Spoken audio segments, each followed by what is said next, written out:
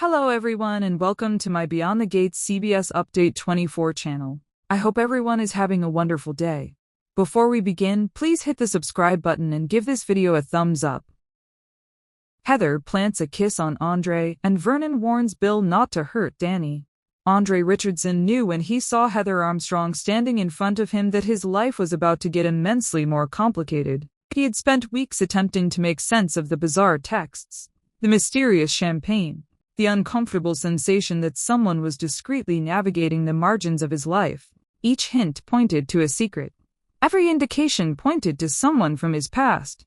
Despite the warning indications, nothing could have prepared him for this, because the woman in charge of it all was more than just an old acquaintance. Her name was Heather. Andre's reaction indicated that Heather was more than just someone he remembered. She was someone he feared.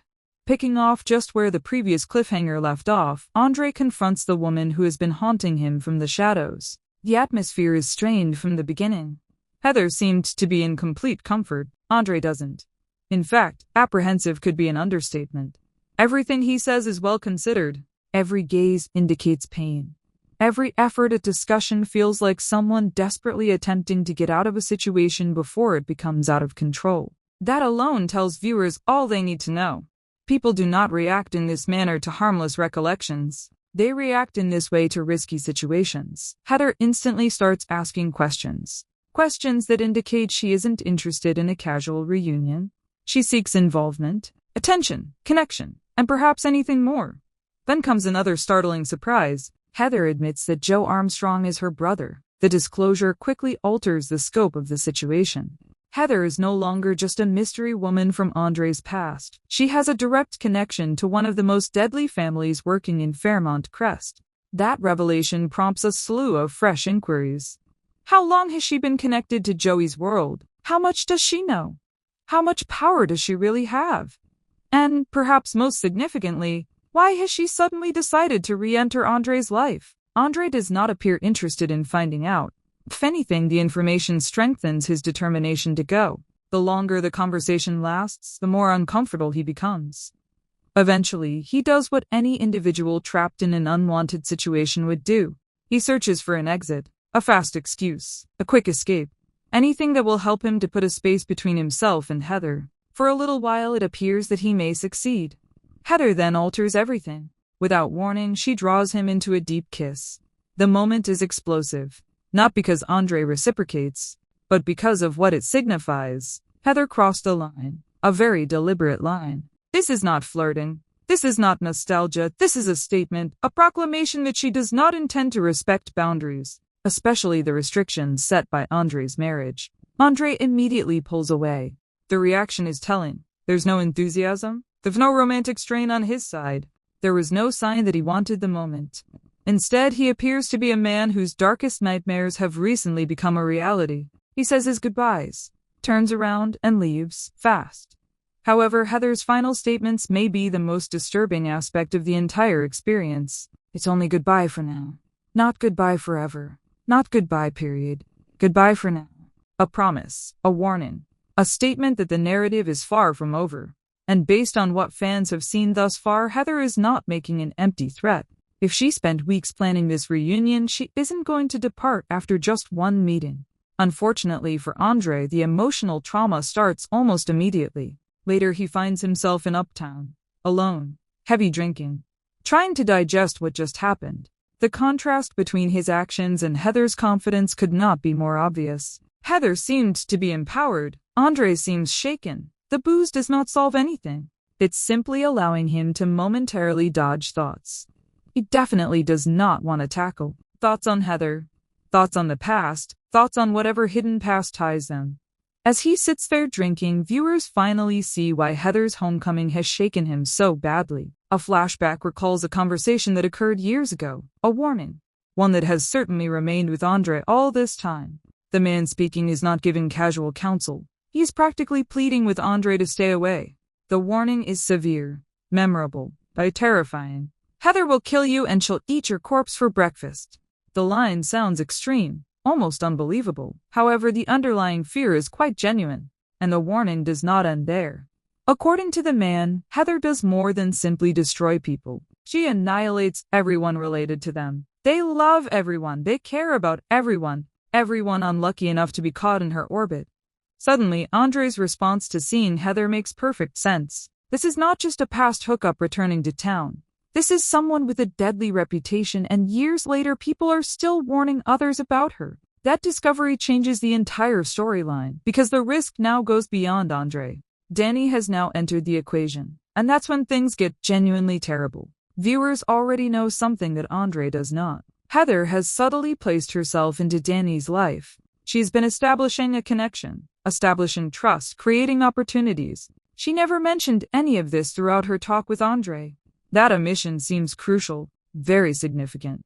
Because if Heather desired transparency, she could have given the truth right away. Instead, she kept the information to herself. This shows that she has a reason. And anytime Heather appears to have a motive for something, trouble generally ensues. As Andre grapples with these recollections, assistance arrives from an unexpected source. Ashley detects something incorrect and contacts Dani.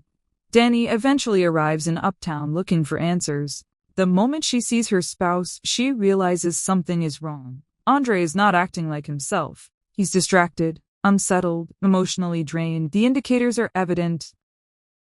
Dani instantly starts attempting to help. She asks queries. She offers support. She offers him several opportunities to speak. He has multiple opportunities to speak whatever is on his mind, and numerous opportunities to trust her. Unfortunately, Andre accepts none of them. Instead, he says everything is okay. A claim that loses credibility with each passing second.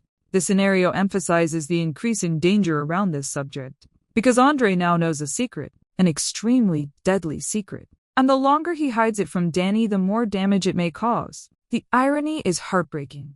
Dani is sitting right there, prepared to listen. I'm ready to help, prepared to stand beside him. But Andre chooses silence. It's not because he doesn't love her, because he's afraid, terrified of what the truth might reveal. I'm terrified of what Heather might do, and afraid of what may happen if Dani realizes how intertwined their lives have suddenly become. The suspense builds throughout the show. Andre departs Uptown with more questions than answers. Heather is still out there. We're still watching, still waiting, still chasing the objective that brought her back into his life. Andre now faces an insurmountable challenge. Protect his marriage, protect his family, protect himself. All while dealing with a lady who could be considerably more deadly than anyone else recognizes. But Andre is unaware that another confrontation is already taking place elsewhere. One involves Bill, Dani, and a father who is sick of watching from the sidelines. Vernon is about to demand answers, and the answers he receives may change everything. As Andre conceals the truth from Dani and battles with frightening memories of Heather, Vernon prepares to confront Bill directly, and neither man is prepared for where the encounter will lead. While Andre is busy concealing a terrible secret, the ramifications of that secrecy begin to emerge all around him. The most distressing aspect of the Uptown encounter was not Dani's failure to discover the truth. It's that she was so close to learning it. She sat across from her spouse and immediately realized something was wrong. She didn't require evidence. She did not need to confess. Years of marriage had taught her how to read him more accurately than anyone else. Andre was shaken, distracted, unusually withdrawn. Dani noticed everything. She couldn't understand why he refused to let her in. That poses a new challenge for Andre going ahead, because once a spouse knows anything is wrong, the problem rarely resolves. Questions linger. Observations multiplied. Small irregularities become easy to identify. Andre may assume he has successfully dodged the conversation. In actuality, he might have simply delayed it. Delays might exacerbate the sorrow of later revelations. What makes his predicament much more risky is that Heather now has knowledge from two independent sources. She knows Andre, and she knows Dani. That combination provides her an advantage that Andre cannot readily overcome. If she sincerely wants to be a part of their life, she doesn't have to force her way in anymore. She's already located the door. Meanwhile, across town, another confrontation occurs. Vernon has spent days following the happenings around Bill and Dani, watching, questioning, analyzing, trying to determine if his concerns are warranted. Eventually, he realizes there's only one way to gain the answers he needs. Go straight to Bill himself. The talk begins decently enough. Vernon is really relieved to see Bill on the mend. Nobody wants to watch Bill battling for his life regardless of their disagreements. But the polite part of the visit does not last long. Vernon did not come to the hospital for small conversation.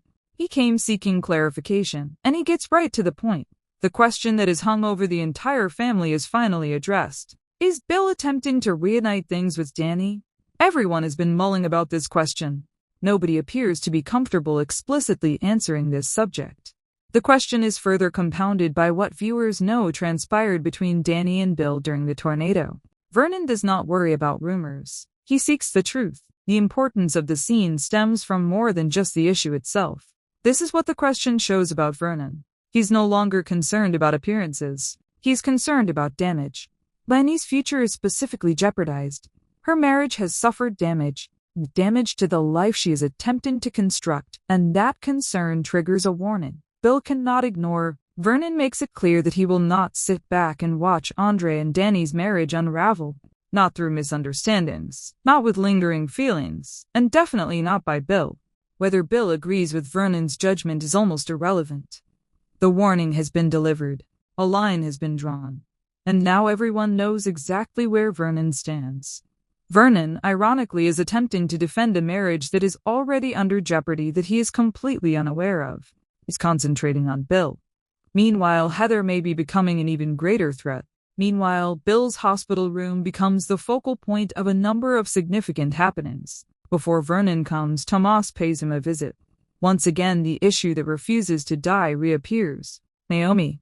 Tomas enters Bill's circle, only to find Naomi occupying area that he is increasingly viewing as his own professional territory. The frustration is immediate, because every time Naomi becomes engaged in Bill's affairs, Tomas sees another obstacle to the future he has pictured for himself. Dani's involvement complicates matters further. Instead than emphasizing Tomas's importance, she offers that Naomi handle things while Bill recovers. The suggestion feels like a direct challenge. Tomas understands exactly what Dani is indicating. Whether intended or not, she is emphasizing Naomi's importance. Tomas hates it.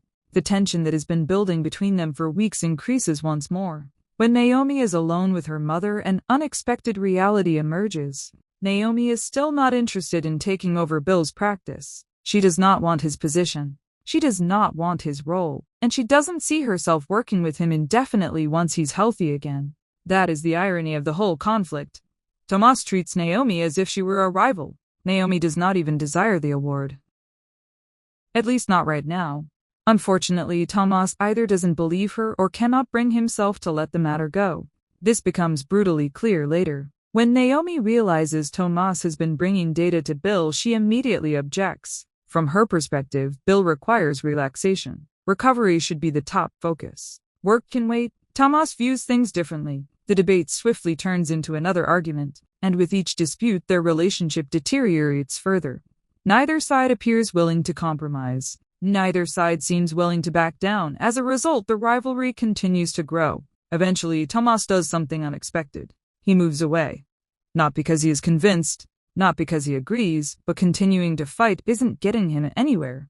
He seeks out Kat as a way to relieve his frustration. His premise appears easy enough. Spend time together, forget the stress, concentrate on something more enjoyable.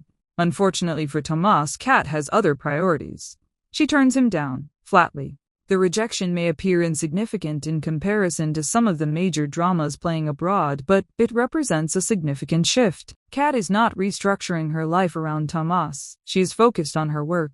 She was focused on her ambitions. She's focused on creating something for herself. And as time passes, this disparity in priorities may become more important. The plot takes another unexpected turn when Kat spends time with Isaiah. Of all people, the connection is noteworthy for a variety of reasons. Most notably, Isaiah is extremely close to Eva, and Eva is someone Kat has long viewed as the adversary. This isn't just an annoyance, not just a rival, a genuine threat. That's why Kat's conversation with Anita is so vital. For the first time, Kat admits that her worldview has shifted. Not entirely, not dramatically, but noticeably. She acknowledges Eva isn't the evil she had expected. That admission may seem small. It's really big. People rarely confess they were mistaken about someone, especially after devoting so much passion to that belief. Kat isn't quickly becoming Eva's best friend. She makes it quite plain. However, she is beginning to recognize nuance where she previously saw conflict. She used to see antagonism where there was now complexity. Humanity where she once recognized a problem. These types of transformations frequently lay the groundwork for whole new partnerships. And given how interconnected everyone in Fairmont Crest has grown, this development should not be overlooked. By the end of the episode, almost every storyline has progressed to a new stage. Vernon has openly challenged Bill, making his opinion clear. Naomi and Tomas have escalated their conflict. Kat is discreetly reassessing old assumptions. Dani is utterly ignorant of the storm gathering around her marriage. However, Andre continues to have the most perilous plot, because unlike everyone else, he is dealing with a threat that no one truly understands. Heather is not gone. She's not backing down, and she refuses to accept boundaries. She kissed him. She warned him she would come back, and continues to conceal facts that, if released, might shatter many lives. Andre may believe he's protecting Dani by remaining quiet. He may believe that remaining silent buys him time. But every day he remains mute, Heather gains more room to operate, more room for influence, more room for maneuvering. And sooner or later the truth will come out. The question isn't whether Andre's secret will blow up. The question is who is wounded when it ultimately happens. Another relationship generating significant discussion is the connection between Dani and Andre. The phrase "color outside the lines" immediately raises questions because it suggests a willingness to move beyond expectations. Whenever characters begin stepping outside familiar boundaries, consequences usually follow. Sometimes those consequences are positive. Sometimes they're devastating. But they are rarely boring. People do not change established patterns without a reason. Something is motivating these choices. Something is pushing them toward decisions they may not have considered before. The question becomes whether those decisions are being driven by hope, frustration, loneliness, ambition, or a combination of all four. Human beings are complicated. Soap opera characters are even more complicated, and complicated choices rarely remain private for long. While some relationships are evolving, others appear to be moving toward direct confrontation. Ashley and Haley continuing to clash suggests another emotional powder keg waiting for a spark. Strong personalities often create compelling television because neither side is willing to surrender ground. Each believes they are justified. Each believes they see the situation clearly. Each believes the other person is the problem. Those circumstances create some of the most unpredictable conflicts because neither participant enters the conversation intending to compromise. Thanks for watching. If you liked this video, so please don't forget to subscribe my channel and don't miss any update.